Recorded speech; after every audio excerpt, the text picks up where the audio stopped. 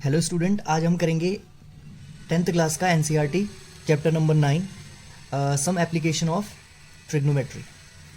तो इसके 6th question तक पिछले वीडियो में मैंने बना दिया है। आज इसका क्वेश्चन नंबर है 7 और 7 क्वेश्चन क्या कह रहा है, पहले हम उसको रीड आउट करते हैं, उसका फिगर ड्रॉ करते हैं और उसको सॉल्व करते हैं।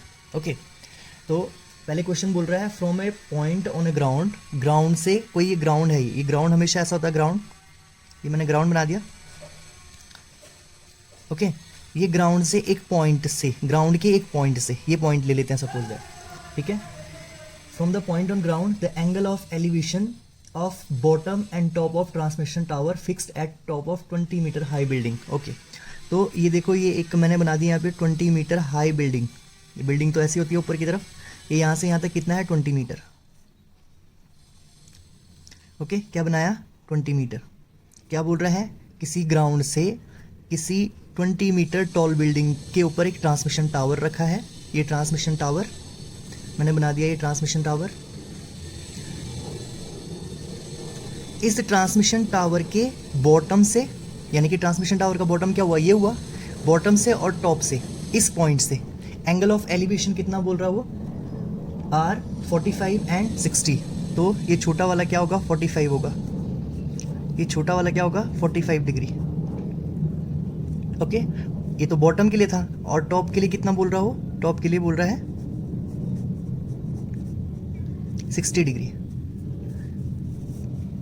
इसको अच्छी तरह से बना दो, ये पूरा है यहाँ से यहाँ तक 60 डिग्री, ठीक है। छोटा वाला यहाँ से यहाँ तक है 45 और यहाँ से यहाँ तक, यहाँ से यहाँ तक नहीं होगा ना, यहाँ पूरे का होगा 60 डिग्री। तो क्या कह रहा है आगे, find the height of the tower. ये जो टावर है ये यहाँ से यहाँ तक, इसकी हाइट हमें फाइंड करनी है, ठीक है। तो हम इसका नाम दे देते हैं, यहाँ से शुरू करते हैं। ये हमारे पास ए है, ये वाला पॉइंट हम बी मान लेते हैं, ये वाला पॉइंट सी मान लेते हैं और ये वाला पॉइंट डी मान लेते हैं। नेमिंग करना जरूरी है, मैंने पहले भी बताया, ठीक है। तो ये हमारा फिगर हो गया। देखो क्वेश्चन एक बार दोबारा पढ़ लेता हूँ और मैच करो अपने फिगर से इसको। वो कह रहा है from a point on the ground, ground के किसी पॉइंट से the angle of elevation of bottom and the top of transmission tower fixed at the top of 20 metre high building. ये 20 मीटर हाई बिल्डिंग के ऊपर एक क्या बनाया हुआ है, ट्रांसमिशन टावर बनाया हुआ है।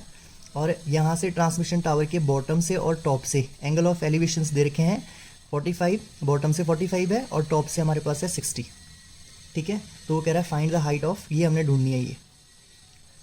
तो कैसे इसको करेंगे, सबसे पहले हमें पता होना चाहिए रेशियोज क्या क्या हैं। मैंने बताया था पंडित बद्री प्रसाद हर हर बोले सोना चांदी तोले। ओके, अब स्टूडेंट हम इसको शुरू करते हैं। एक चीज़ देखो, हमें निकालना है ए बी, ठीक है। हमें क्या निकालना है ए बी, और ए बी कैसे निकलेगा, जब मैं पूरे इतने से, पूरे लेंथ से क्या माइनस करूँगा, मेरे को ए बी निकालना है, तो ए बी कैसे निकालूंगा, ए बी बराबर क्या हो जाएगा ए सी माइनस बी सी हो जाएगा, ए सी माइनस बी सी। पूरे में से अगर मैं ये नीचे वाला माइनस कर देता हूँ तो बच जाएगा ये वाला, और यही मेरे को फाइंड करना है। उसके लिए सबसे पहले मुझे क्या चाहिए, इसका बेस पता होना चाहिए, ठीक है। दो ट्राइंगल है हमारे पास, दो ट्राइंगल लेके हम इसको सॉल्व करेंगे, ठीक है। तो हम क्या कर लेते हैं, ये राइट एंगल ट्राइंगल है, यहाँ से छोटे वाले से, ये जो बी सी डी है, यहाँ से हमें इसका बेस पता चल जाएगा। कैसे, क्योंकि हमें यहाँ से इसकी परपेंडिकुलर पता है, परपेंडिकुलर पता है तो बेस भी पता चल जाएगा, ठीक है। ओके, तो हम क्या करते हैं, चलते हैं सबसे पहले इन ट्राइंगल, कौन से वाले ट्राइंगल में चलते हैं, in triangle B C D. B C D में हम चले, बी सी में चलेंगे तो देखो हमारे पास क्या दे रखा है, परपेंडिकुलर दे रखा है और हमें निकालना है बेस। तो परपेंडिकुलर और बेस किस में आ रहा है 10 में, किस में आ रहा है 10 में। ओके, तो हम चलेंगे ट्राइंगल बी सी डी में। अब बी सी डी में हमारे पास परपेंडिकुलर दे रखा है, हमने बेस निकालना है, ठीक है। अब बेस निकालना इसलिए ज़रूरी है क्योंकि जो ये बेस है वो दोनों ट्राइंगल के लिए भी है, बी सी डी के लिए भी है और ए सी डी के लिए भी है। तो बेस हमें मिल जाएगा बड़े वाले टावर के लिए भी, ठीक है। तो हम उस तरह से वहाँ से क्या निकालेंगे, ए सी निकाल देंगे, फिर निकाल देंगे ना। तो हम सबसे पहले चलते हैं बेस निकालने के लिए। तो हमारे पास in triangle B C D में चलते हैं, बी सी डी में।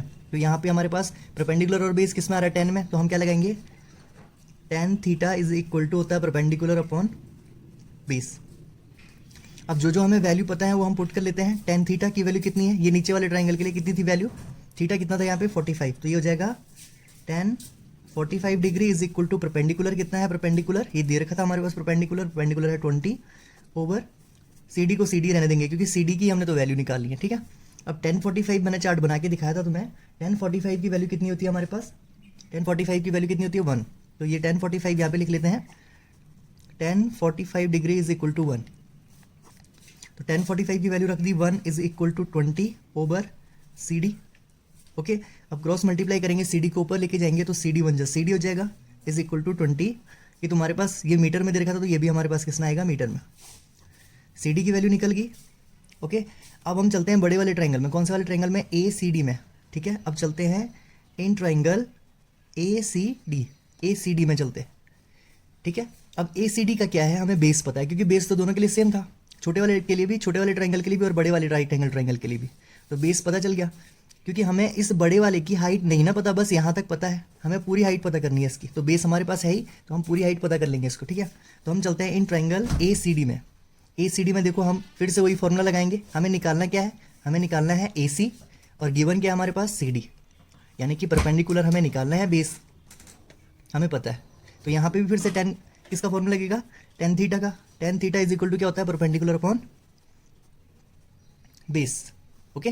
Ten theta is equal to perpendicular upon base, तो टेन थीटा, यहाँ पे थीटा कितना है, थीटा यहाँ पे हमारे पास 60 डिग्री, बड़े वाले ट्राइंगल के लिए थीटा 60 था, tan 60 degree is equal to perpendicular, perpendicular क्या है हमारे पास इस बार ए सी, परपेंडिकुलर पूरा बड़ा होगा ना, परपेंडिकुलर है ए सी, और बेस क्या हमारे पास सी डी, अभी निकाला हमने सी डी, सी डी कितना हमारे पास 20, तो यहाँ पे सी डी की वैल्यू पुट कर लेंगे, सी डी हमारे पास है 20। अब 1060 की वैल्यू कितनी होती है, 1060 डिग्री इज इक्वल टू कितना होता है √3,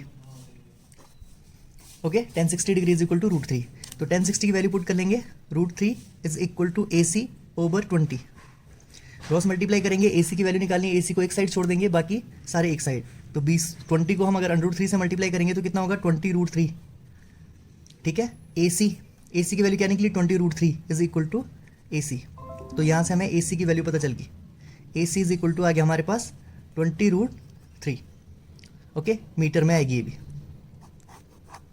ओके। अब हमें निकालना क्या था, हमें निकालना था ए बी, और ए बी कितना था, ए बी हमारे पास कितना था, A B is equal to A C minus B C, ठीक है। तो हमें निकालना है ए बी, क्या निकालना है ए बी, और ए बी कितना था, A B is equal to था A C minus B C, तो ए बी निकल जाएगा यहाँ से, ए बी की वैल्यू सॉरी ए सी की वैल्यू पुट करो, ए सी की वैल्यू कितनी आई, ए सी की वैल्यू अभी हमने निकाली थी 20 √3 माइनस बी सी की वैल्यू कितनी निकली थी, sorry A B minus B C की वैल्यू हमें पहले ही पता था, बी सी की वैल्यू कितनी है, बी सी हमारे पास कितना दे रखा था, ऑलरेडी गिवन था, बी सी की वैल्यू 20 थी, ठीक है। बी सी की वैल्यू कितनी थी 20, तो बी सी की वैल्यू हम क्या कर लेंगे यहाँ पे 20 रख लेंगे, okay. A B is equal to क्या हो जाएगा, देखो यहाँ भी 20 है, यहाँ भी 20 है, तो क्या कॉमन ले लिया 20, ओके, 20 कॉमन ले लिया, तो अगर यहाँ से 20 कॉमन ले लिया तो यहाँ पे क्या बचा √3, और यहाँ से 20 चले गया तो यहाँ पे क्या बचेगा, अकेला सिंगल बच जाएगा, जब कुछ नहीं बचेगा वहाँ पे 1 तो डेफिनेटली बचेगा। तो ए बी की वैल्यू हमारे पास कितनी आई, A B is equal to 20 bracket के अंदर √3 माइनस 1, और ये किस में होगी, मीटर में होगी, क्योंकि सारी डायमेंशन हमारे पास मीटर में आ रही है, तो ए बी की वैल्यू भी हमें क्या हो जाएगी, मीटर में ही पता चलेगी। इस तरह से हमने ये हमारा आंसर हो जाएगा। तो स्टूडेंट इस तरह से क्वेश्चन सॉल्व हो गया, ओके। अब हम चलते हैं इसके क्वेश्चन नंबर 8 पे, ओके। मैं क्वेश्चन लिख नहीं रहा हूँ, क्वेश्चन मैं रीड करके आपको बता रहा हूँ, समझा रहा हूँ, ठीक है। उसके बाद ही मैं फिगर ड्रॉ कर रहा हूँ, तो आपने अपनी बुक खोल के देख ली है क्वेश्चन क्या है और उसको रीड करना है। उसके बाद क्वेश्चन नंबर 8 है, स्टैचू 1.6 मीटर टॉल, एक स्टैचू है 1.6 metre tall, stand on top of a pedestal, ठीक है। तो हम सबसे पहले एक पेडेस्टल बना लेते हैं, ये पेडेस्टल है, ओके। ये एक मैंने पेडेस्टल बना दिया, इसके ऊपर एक स्टैचू खड़ा है, और यहाँ पे इस बार हमें स्टैचू की जो है हाइट दे रखी है वो कितनी है, वो है 1.6। अभी तक तो इतना ही हमने पढ़ा कि एक पेडेस्टल है, उसके ऊपर 1.6 मीटर का एक स्टैचू खड़ा है। From a point on the ground, ये ग्राउंड बना लेते हैं, ग्राउंड के एक पॉइंट से angle of elevation top of statute is 60, okay. Statue का टॉप तो ये हो गया, स्टैचू का टॉप से और ग्राउंड से जो एंगल ऑफ एलिवेशन बन रहा है यहाँ के लिए, वो हमारे पास दे रखा है 60, हमें दे रखा है 60 डिग्री, ओके। ये पूरा दे रखा है 60 degree, okay. And from the same point, और उसी पॉइंट से, इस पॉइंट से the angle of elevation top of pedestal, और पेडेस्टल का टॉप ये है, पेडेस्टल का टॉप तो ये है ना, स्टैचू का टॉप ये हो गया और पेडेस्टल का टॉप क्या हो गया, ये हो गया। तो यहाँ का जो उसी पॉइंट से पेडेस्टल के टॉप की जो एंगल है, एंगल ऑफ एलिवेशन है, वो है 45 डिग्री। तो ये हमारे पास, ये मैंने बना दिया 45 डिग्री, ओके, ये बना दिया 45 डिग्री, ओके। तो अब ये हो गया हमारे पास 45 और ये हो गया 60 डिग्री, ठीक है। अब हमें क्या बोल रहा है आगे, find the height of pedestal, okay, हमें ये फाइंड करना है, ये ओके, पेडेस्टल की हाइट हमें पता करनी है। तो सबसे पहले हमारे पास गिवन इस बार क्या है, ना तो परपेंडिकुलर गिवन है, ना तो बेस गिवन है। परपेंडिकुलर पूरा नहीं गिवन है ना, आधा गिवन है। इससे पिछले वाले क्वेश्चन में ये चीज़ दी थी और ये निकालनी थी, तो ईजिली हो गई थी, ठीक है। तो अब हमें पहले इसकी नेमिंग कर लेते हैं, यहाँ से शुरू कर लेते हैं। ये हो गया हमारे पास ए, ये हमारे हो गया बी, ये हमारे पास हो गया सी, और ये हमारे पास हो गया डी, ठीक है। तो हम सबसे पहले क्या करेंगे, दोनों के लिए कॉमन क्या चीज़ है, दोनों के लिए कॉमन है बेस, तो बेस निकाल लेते हैं। और बेस किससे निकल जाएगा हमारे पास, ये छोटे वाले ट्राइंगल से, किससे, बी सी डी से, ठीक है। तो हमारे पास सबसे पहले एक चीज़ देखो, हमें स्टैचू की हाइट हमें इस बार पेडेस्टल की हाइट निकालनी है। तो पेडेस्टल की हाइट क्या हो जाएगी, यानी कि बी सी क्या हो जाएगी, मैं यहाँ पे लिख लेता हूँ, B C is equal to A C में से क्या माइनस करूँगा, ए बी, ए सी में से क्या माइनस करूँगा, ए सी में से ए बी माइनस करूँगा, तो ये चीज़ मेरे को पता चल जाएगी। तो ए सी माइनस ए बी तो हमें गिवन ही है, ए बी यहाँ पे लिख लेता हूँ, ए बी हमारे पास गिवन है, A B is equal to कितना दे रखा है, 1.6 मीटर, ठीक है, ओके। तो हम चलते हैं सबसे पहले किस वाले ट्राइंगल में, बी सी डी में चलते हैं। In triangle B C D में चलते हैं। बी सी डी में हम सबसे पहले देखो हमारे पास यहाँ पे फिर से बना लेता हूँ, पंडित बद्री प्रसाद हर हर बोले सोना चांदी तोले, ठीक है। इससे हमें ट्रिग्नोमेट्रिक रेशियोज पता चल जाएंगे, ओके। तो हमारे पास परपेंडिकुलर और बेस वाला केस फिर से आ रहा है, तो हम क्या लगाएंगे, 10, क्योंकि 10 वाले केस में ही परपेंडिकुलर और बेस वाला केस आ रहा है, तो हम यहाँ पे लगाएंगे 10। और छोटे वाले जो कौन सा फॉर्मूला, पहले फॉर्मूला लिख लेता है, tan theta is equal to perpendicular upon base. अब tan थीटा हमारे पास कितना है, 45। tan थीटा छोटे वाले ट्राइंगल, इसके लिए 45 है ना, इसके लिए और ये फिगर थोड़ा, इसके लिए हमारे पास ये कितना है, 45। तो ये हो जाएगा tan 45 degree is equal to perpendicular, हमारे पास ना तो परपेंडिकुलर है ना बेस है, लेकिन परपेंडिकुलर बी सी तो पता है हमें, बी सी ओवर बेस क्या है, सी डी, ओके। tan 45 की वैल्यू क्या होती है, tan 45 की वैल्यू होती है 1, ओके। तो यहाँ पे tan 45 की जगह क्या लिखेंगे, 1 is equal to B C over C D लिख लेंगे। क्रॉस मल्टीप्लाई करेंगे तो क्या हो जाएगा, C D is equal to B C, यहाँ से हमें C D is equal to B C यहाँ पे निकल गया। इसको हम इक्वेशन फर्स्ट भी बना सकते हैं, ओके। यहाँ तक क्लियर है। अब हम चलेंगे दूसरे वाले ट्राइंगल में, कौन सा ट्राइंगल है, बड़ा वाला ट्राइंगल, ए सी डी में चलेंगे। किस में चलेंगे, in triangle A C D में, ए सी डी में चलते हैं। यहाँ पे भी हमारे पास परपेंडिकुलर और बेस वाला केस हो जाएगा, तो ये क्या हो जाएगा हमारे पास, परपेंडिकुलर अपॉन बेस, यानी कि फिर से कौन सा केस, 10 वाला, ठीक है। तो ये हो जाएगा tan theta is equal to perpendicular upon base. Theta इस बार हमारे पास कितना है, यहाँ पे थीटा बड़े वाले ट्राइंगल के लिए थीटा है 60, तो ये हो जाएगा tan 60 degree is equal to perpendicular हमारे पास क्या है, इस बार परपेंडिकुलर हमारे पास क्या है, ए सी है, क्या है, ए सी, और बेस हमारे पास क्या है, सी डी। अब एक चीज़ देखो, यहाँ पे हमारे पास ए सी है ना, जो ए सी किस किस से मिलके बना हुआ है, ए सी किस से मिलके बना हुआ है, ए बी और बी सी से। तो मैं ए सी बराबर लिख लेता हूँ A B plus B C, लिख सकता हूँ ना, ए सी किस किस के मिलके बना हुआ है, ए बी और बी सी से, ठीक है। अगर सपोज दैट ए सी, यहाँ देखो ए सी किस किस से मिलके बना हुआ है, A B plus B C, तो मैंने यहाँ पे लिख लिया। तो स्टूडेंट मैं ये आ गया अगले पेज पे, और मेरे पास पीछे बचा हुआ था tan 60 degree is equal to A C over C D, A C over C D, ठीक है। अब यहाँ पे tan 60 की वैल्यू कितनी होती है, tan 60 की वैल्यू कितनी होती है, tan 60 इज इक्वल टू होता है √3 होता है tan 60। तो यहाँ पे मैं क्या करूँगा, tan 60 की जगह क्या रख लूँगा, √3 इज इक्वल टू ए सी। अब जो ए सी है मैंने बताया ए सी किसके बराबर है, A C is equal to, मैंने बताया था A C is equal to A B plus B C, A B plus B C. तो मैं यहाँ पे ए सी की जगह क्या रखूँगा, ए सी की जगह रखूँगा A B plus B C, ठीक है, A B plus B C, और सी डी का रखूँगा सी डी। अब एक इक्वेशन हमारे पास जो फर्स्ट इक्वेशन आया था, जो सी डी था, सी डी किसके बराबर था, फर्स्ट इक्वेशन क्या आया था हमारे पास, फर्स्ट इक्वेशन आया था सी डी बराबर बी सी, आया था ना, ये सी डी बराबर बी सी, ये यहाँ पे सी डी बराबर बी सी, सी डी बराबर बी सी, ठीक है। तो यहाँ पे मेरे पास सी डी की कोई टर्म नहीं है, लेकिन बी सी की टर्म है, तो मैं क्या करूँगा, सी डी की जगह क्या रख लूँगा, बी सी। ये हमारे पास फर्स्ट इक्वेशन में भी आया था।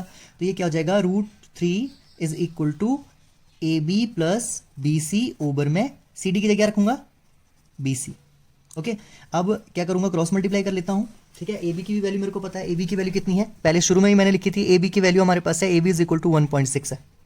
ठीक है, तो अब क्रॉस मल्टीप्लाई इसको कर लेते हैं। तो ये क्या हो जाएगा, √3 B C is equal to A B की वैल्यू पुट कर लो 1.6 प्लस बी सी। यहाँ भी बी सी है, यहाँ भी बी सी है। ओके, तो ये बी सी को एक साइड कर लेता हूँ। ये हो जाएगा √3 बी सी, ये इधर बी सी प्लस का है, इधर से आएगा तो ये हो जाएगा माइनस का, B C is equal to 1.6।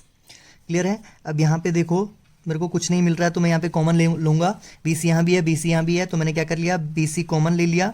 यहाँ पे अगर बी सी बाहर चले गया इस टर्म से, तो यहाँ पे √3 बच जाएगा अकेला, बीच में साइन माइनस है, बी सी बाहर चले गया, कुछ कॉमन नहीं बचेगा, तो 1 तो बचेगा, इज इक्वल टू 1.6। यहाँ तक क्लियर है। अब बी सी और इसके बीच में कौन सा साइन है, मल्टीप्लाई का, तो ये क्या हो जाएगा, बी सी, ये इसके डिनोमिनेटर में चले जाएगा 1.6 के। ठीक है, ये मल्टीप्लाई है ना, मल्टीप्लाई वाली चीज़ कहाँ चली जाती है, डिनोमिनेटर में। तो ये हो जाएगा तुम्हारे पास √3 minus 1, B C is equal to 1.6 over में √3 माइनस 1। अब मैंने क्या बोला, कभी भी रूट को डिनोमिनेटर में नहीं छोड़ना है। ठीक है, इसके लिए हमें क्या करना पड़ेगा, इसको रैशनलाइज करना पड़ेगा। कैसे करते हैं रैशनलाइज, जो डिनोमिनेटर में डिजिट है उसके अपोजिट साइन से, यानी कि यहाँ पे हमारे पास √3 माइनस 1 है, तो हम क्या करेंगे, √3 प्लस 1 से ऊपर भी मल्टीप्लाई और √3 प्लस 1 से नीचे भी मल्टीप्लाई। ठीक है, अब यहाँ पे देखो एक चीज़, √3 माइनस 1, √3 प्लस 1, ये कौन सा फॉर्मूला नजर आ रहा है, a minus B A plus B. ठीक है, कौन सा फॉर्मूला है, a माइनस बी और a प्लस बी, किसका फॉर्मूला होता है, a square minus B square. यहाँ पे a क्या है मेरे पास, a है मेरे पास √3 और b हमारे पास है 1। ओके, तो क्या होता है, a प्लस बी और a माइनस बी का formula a square minus B square, a square यानी कि √3 का स्क्वायर माइनस 1 का स्क्वायर। ओके, क्लियर है। ओके, और ऊपर हमारे पास ये सेम ही रहेगा, 1.6 ब्रैकेट के अंदर रख लो इसको, गुणा मल्टीप्लाई, और ब्रैकेट अगर खुलेगा ब्रैकेट तो मल्टीप्लाई हो जाएगा, √3 प्लस 1।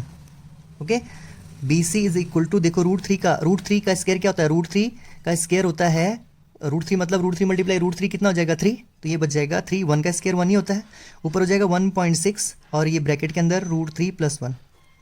ओके, नीचे हमारे पास क्या बचा, B C is equal to बच गया 2 और ये हो जाएगा मेरे पास 1.6 ब्रैकेट के अंदर √3 प्लस 1। इस 2 से इसको कैंसिल कर सकते हैं, यहीं पे लिख लेता हूँ मैं आगे, इससे इसको कैंसिल कर सकते हैं, 2 से 1.6 को डिवाइड करेंगे, 2 डिवाइड बाई 1.6, तो पॉइंट ऊपर ले जाएंगे, तो ये हो जाएगा 16, 8 2 16, 0.8 आ गया। इस 2 से 1.6 को काटेंगे तो आ जाएगा 0.8 और ब्रैकेट के अंदर बच जाएगा √3 प्लस 1 मीटर, यानी कि बी सी की वैल्यू हमें पता चल गई। यहाँ पे लिख लेता हूँ, B C is equal to 0.8 bracket के अंदर √3 प्लस 1 मीटर। बी सी हमें निकालना था, बी सी क्या निकालना था हमें, बी सी निकालना था। ये देखो बी सी, पेडेस्टल की हाइट निकालनी थी ना, तो ये निकल गई। इस तरह से हमारा सम सॉल्व हो गया। अब चलते हैं इसके नेक्स्ट क्वेश्चन की ओर।